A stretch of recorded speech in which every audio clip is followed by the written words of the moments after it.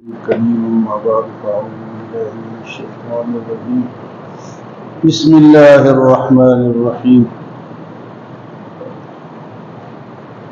أم حسب الذين في قلوبهم مرض أن لن يخرج الله أضغانهم ولو نشاء لأريناكهم فلعرفتهم بسيماهم وَلَتَعْرِفَنَّهُمْ فِي لَحْنِ الْقَوْلِ وَاللَّهُ يَعْلَمُ أَعْمَالَكُمْ وَلَنَبْلُوَنَّكُمْ حَتَّى نَعْلَمَ الْمُجَاهِدِينَ مِنكُمْ وَالصَّابِرِينَ وَنَبْلُوَ أَخْبَارَكُمْ إِنَّ الَّذِينَ كَفَرُوا وَصَدُّوا عَن سَبِيلِ اللَّهِ وَشَاقُّوا الرَّسُولَ مِن بَعْدِ مَا تَبَيَّنَ لَهُمُ الْهُدَى لَن يَضُرُّوا اللَّهَ شَيْئًا وَسَيُحْبِطُ أَعْمَالَهُمْ۔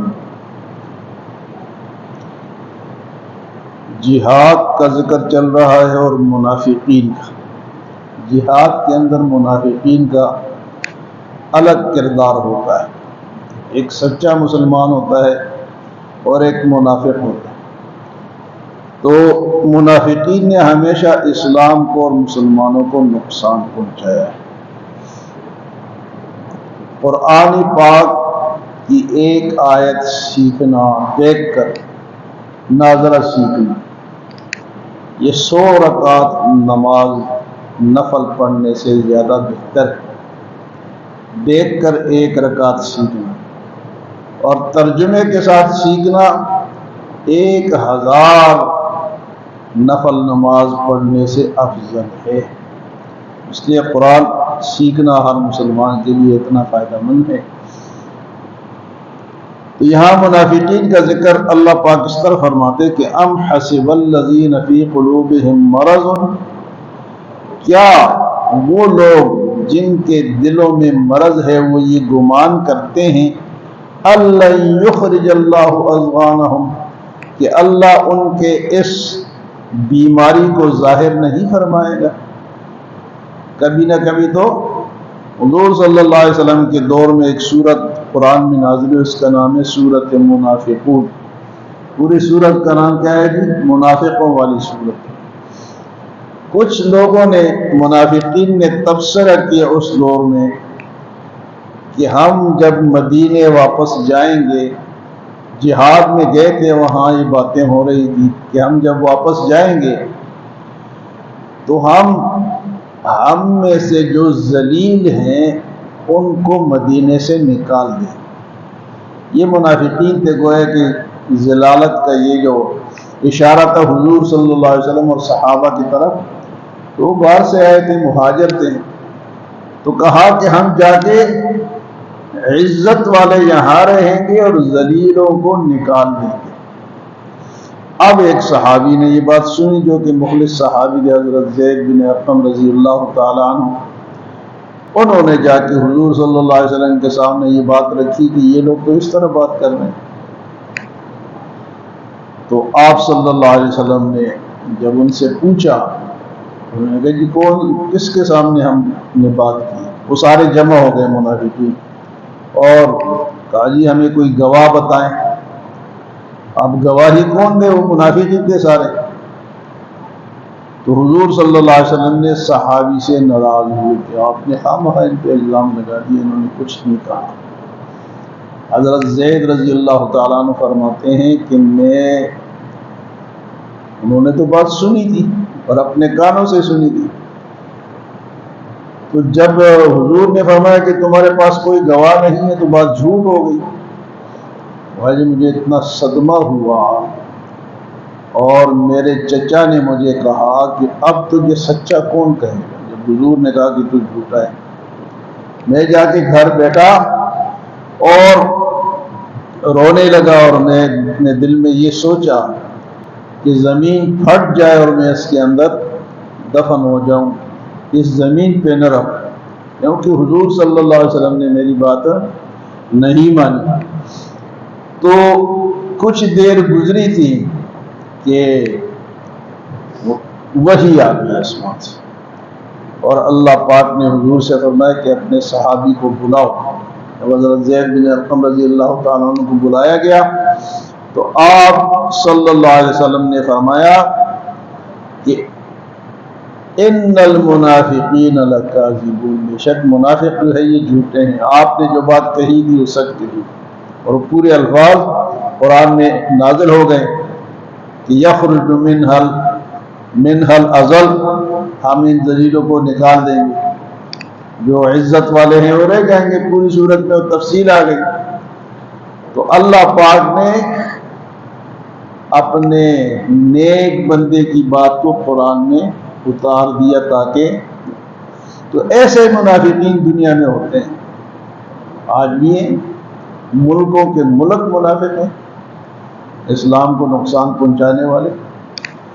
تو یہاں اللہ پاک فرماتے ہیں کہ ام حسب الذین فی قلوبہم مرض، جن کے دلوں میں مرض ہے، منافق ہیں، اللہ یخرج اللہ اضغانہم، کیا اللہ ان کے دلوں کے اس کدورت کو، اس گند کو، اس زنگ کو کبھی ظاہر نہیں فرمائیں گے؟ تو کبھی تو دنیا میں ظاہر ہو جائیں گے، لیکن دنیا میں اگر ظاہر نہیں ہوں گے تو آخرت میں تو ضرور ہوں گے۔ پھر اللہ پاک فرماتے ہیں وَلَوْ نَشَاءُ لَأَرَيْنَاكَهُمْ فَلَعَرَفْتَهُمْ بِسِيمَاهُمْ، میرے نبی کبھی کبھی میں آپ کو وہ لوگ آپ کو بتا دوں گا، اور کبھی کبھی فَلَعَرَفْتَهُمْ بِسِيمَاهُمْ، آپ ان کی شکلوں سے ان کو پہچان لو گے۔ منافق کے دو چہرے ہوتے ہیں، ادھر کچھ ہوتا ہے ادھر کچھ ہوتا ہے، فرمایا کبھی کبھی چہروں سے پہچان لو گے، اور تیسری بات فرمایا وَلَتَعْرِفُنَّ فِي لَحْنِ الْقَوْلِ، کبھی ان کے باتوں سے پہچان لو گے، باتوں سے پتہ چل جائے گا کہ وہ الگ قسم کی بات کر رہا ہے۔ اللہ پاک نے ایسی سچائی قرآن میں نازل فرمائی جس کا کوئی جواب کسی کے پاس نہیں ہے۔ فرمایا کبھی کبھی تو چہروں سے پہچان لو گے، اور کبھی کبھی ان کی باتوں سے۔ واللہ یعلم اعمالکم، اور اللہ تو تمہارے تمام اعمال کو جانتا ہے، اسے کوئی چیز چھپی ہوئی نہیں ہے۔ آگے فرماتے اللہ پاک وَلَنَبْلُوَنَّكُمْ حَتَّى نَعْلَمُ الْمُجَاهِدِينَ مِنْكُمْ وَالصَّابِرِينَ وَنَبْلُوَ أَخْبَارَكُمْ، یہ جو جہاد میں جہاد کا حکم دیتا ہوں اس لیے دیتا ہوں، اس لیے نہیں کہ تم جا کے کوئی ملک فتح کر لو، لیکن اس سے پتہ چل جاتا ہے کہ کون جہاد پہ جاتا ہے اور کون نہیں جاتا۔ اللہ آزماتا ہے، لا یہ نہیں کہ کسی نے پڑھ لیا لا الہ الا اللہ محمد رسول اللہ اور اس پر آزمائش نہیں آئے گی، آزمائش آئے گی، آزمائشیں ہیں ساری مسلمانوں پر آتی ہیں۔ نماز کے لیے صبح اٹھنا یہ بھی ایک آزمائش ہے، جہاد پہ جانا آزمائش ہے، غربت کا آنا، دشمن کا مسلط ہونا، یہ سب اللہ کی طرف سے آزمائش ہے۔ اللہ فرماتا ہے کہ میں جانچوں گا، پرکھوں گا، اس سے نہیں ہوتا کہ حسب اللہ لا الہ الا اللہ صرف آپ نے پڑھ لیا لا الہ الا اللہ اور کو آزمائش نہیں آئے گی، آزمائش آئے گی۔ یہ جو جہاد ہے نا، جہاد سے کوئی بندہ مرتا نہیں ہے، لیکن اللہ پاک لوگوں کو آزماتے ہیں کہ کون ڈرتا ہے اور کون میرے دین کے لیے لڑتا ہے۔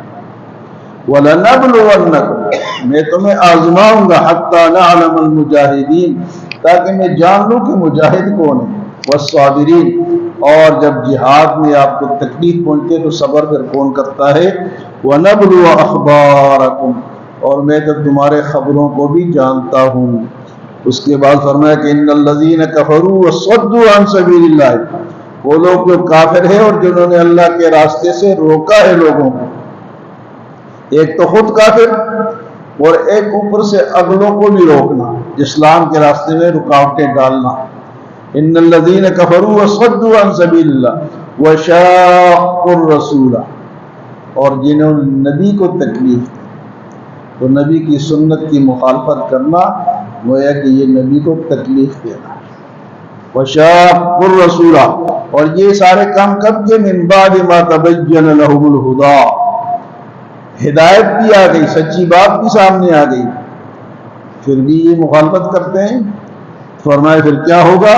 لن یضر اللہ شیئا، یہ اللہ کو کوئی تکلیف نہیں پہنچا سکتا۔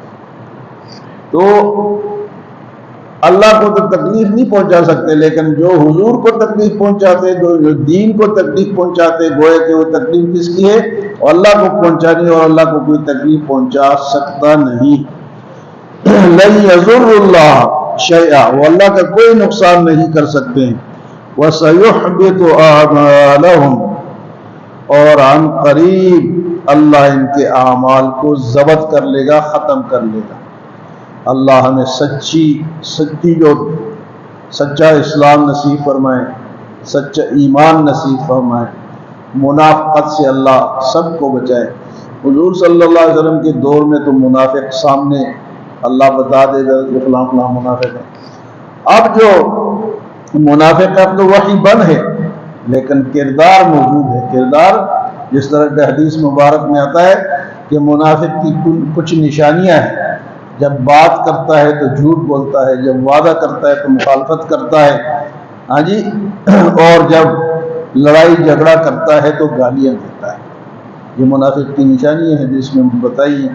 تو یہ آج کل جو منافق ہے، پہ ہم فتویٰ تو نہیں لگا سکتے کہ یہ پکا منافق ہے اور کافر ہے، لیکن اس کی نشانیاں اس کے اندر ہم بتا سکتے ہیں۔ اللہ ہمیں عمل اور سمجھ کی توفیق عطا فرمائے۔